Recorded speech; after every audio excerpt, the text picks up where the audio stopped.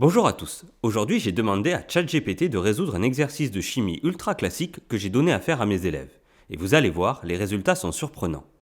J'ai bien sûr noté l'énoncé tel qu'il a été présenté à mes élèves et qui est téléchargeable dans la description.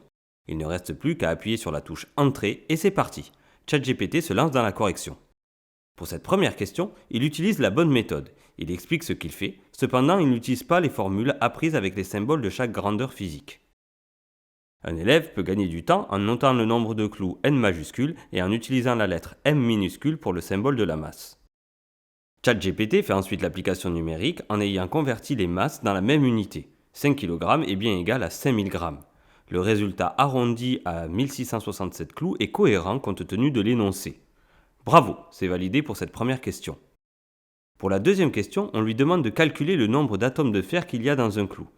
Et là, je dois être honnête, je ne comprends pas bien ce qu'il fait. J'ai l'impression qu'il se complique la tâche en passant par la masse molaire atomique du fer, notion qui n'est plus au programme de la classe de seconde.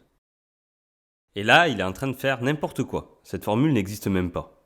Et puis le résultat est fou puisque la masse molaire atomique du fer, c'est 55,8 g par mol et non ce qu'il vient de trouver.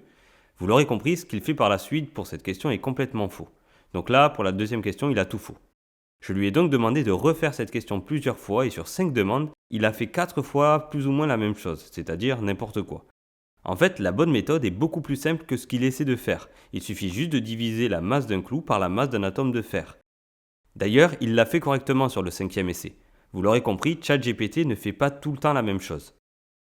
Pour la troisième et dernière question, sa résolution est correcte. Malheureusement, comme je l'ai dit précédemment, il ne respecte pas le programme de seconde, puisqu'il passe de nouveau par la masse molaire atomique du fer. La bonne méthode consiste à diviser le nombre d'atomes de fer contenus dans un clou par la constante d'Avogadro, donc utiliser la formule petit n égale grand N sur Na. On retrouve néanmoins le même résultat que ChatGPT. Vous l'aurez compris, ChatGPT est puissant mais il faut quand même porter un regard critique sur ses réponses. Là, sur cet exercice, il n'aurait même pas eu la moyenne. Voilà, cette vidéo est terminée. J'espère qu'elle vous aura aidé à comprendre qu'il ne faut pas trop faire confiance aux IA pour résoudre vos exos de physique-chimie. À bientôt!